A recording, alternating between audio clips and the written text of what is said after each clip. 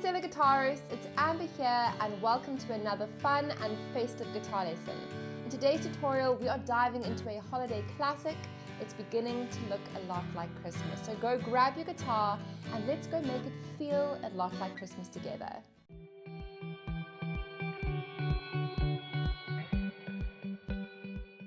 So for today's lesson, make sure your guitar is in standard tuning and we are not going to be using a capo in the lesson. Now just a quick heads up, if you are wanting to play this song along with the Michael Bublé version, you're going to want to put a capo onto the second fret. But for me and my vocal range, the song is going to be much easier for me to sing and to teach to you if we play it without a capo today. So first things first, we're going to jump into looking at the verse. And I just want to make you aware that this song has got lots and lots of very interesting chords in it. We have open chords as well as bar chords. So I hope you're feeling ready and excited. So let's take a look at the chords we have in the verse. So the first chord we're going to need is a D major chord.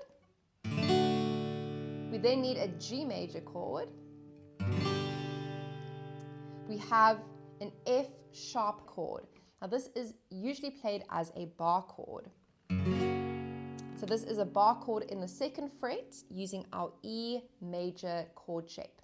But if this is too difficult for you, then you can play this F sharp major chord as a power chord, as an F sharp power chord. So you would just really be strumming the E, A, and D strings for that F sharp chord. We're then going to need an E minor. We need an A major. We're also going to need an A7. We have an E major chord. And the last chord we need in the verse is a B minor. Now this is also played as a bar chord, but you can also play it as an open chord, or my easy B minor, which is your first finger in the second fret on the high E string, your second finger in the third fret on the B string, and then your third finger is reaching across into the fourth fret on the G string. And you're just going to strum those three strings. Now it isn't as full sounding as the bar chord, but it definitely will do the trick for the song. So once you feel comfortable with those chord shapes, let's take a look at the strumming pattern used in the verse. So we have two strumming patterns that we're going to be using, and the first strumming pattern sounds like this: down, down, up, down, down, up. And the chords are going to be up on the screen. That strumming pattern is going to be used when you see two chords between the brackets. So for example, the first line of chords, we have a D to a G chord. So the D and the G are going to share the strumming pattern down, down, up, down, down, up. So the D major is going to get the first half of the pattern, which is the down, down, up, which is beats 1, 2, and. So the D will get that. We then change to the G major and it's going to get the second half of the pattern. Down, down, up. So all in total, the first bracket of chords, D to G, down, down, up, G. So the D to the G, down, down, up, down, down, up. And a little tip here is to use the up strum from that first chord when you transition to the second chord. So from the D to the G, we're going to do down, down, up, and on that up strum we're transitioning to the G chord so that we are there for the first down strum of that chord. When we go on to the next chord, which is a D chord, that chord is standing by itself, so it is not contained within a bracket. And all the chords that you see from here on out that are standing alone is going to get the strumming pattern down, down, up, up, down, up. So that D major will get down, down, up, up, down, up. So let's go and put that first line of chords together from the D to the G to the D. It's going to sound like this. Down, down, up, down, down, up, down, down, up, up, down, up. Let's try that one more time. D, G, D. Down, down, up, G chord to the D chords. Now the second line of chords is going to be very similar with the strums. We have the D and F sharp between the brackets, so they're going to share the strumming pattern. Down, down, up, down, down, up. Change back to G for the full pattern. Down, down, up, down, up. So that second line of chords one more time, from the D to the F sharp to the G. Down, down, up, F sharp to the G. When we get to the third line of chords, we have 4 chords and 2 chords per bracket. And remember, when we see a bracket, we're going to use our pattern. Down, down, up, down, down, up.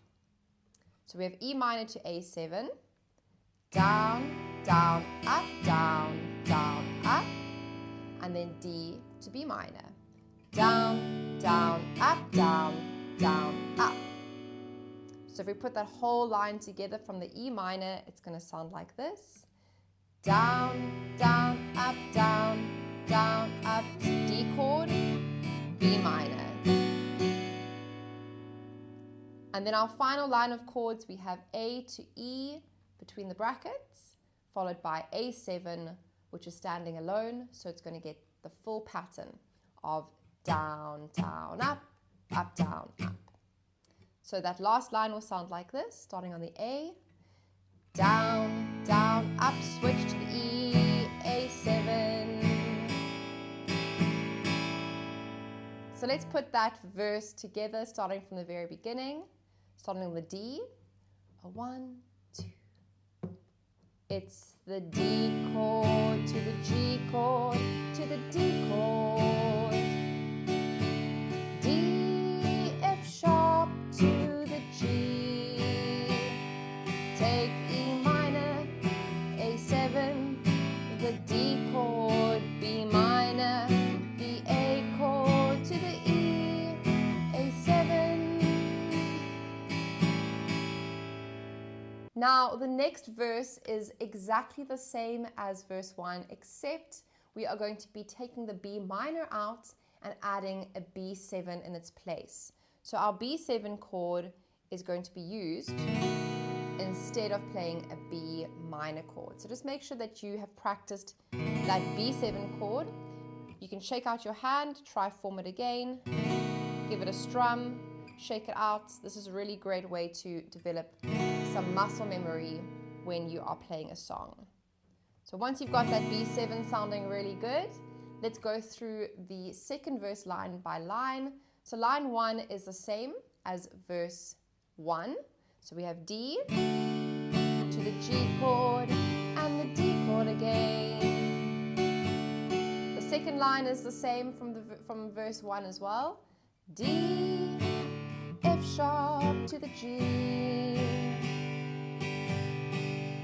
Now when we get to the third line, you'll notice that that B minor is missing and that B7 chord is in its place. So it's almost the same, we just have a slight change at the end of that line. So we have E minor to A7, then D to B7. So it'll sound like this.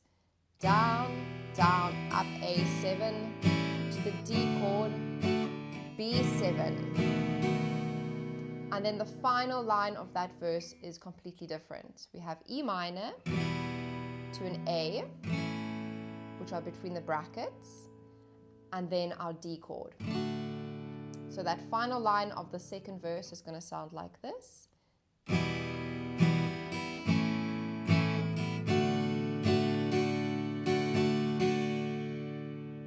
So let's go and put the second verse together, starting on the D chord. A 1, 2, 3. It's the D chord, the G chord, and the D chord again.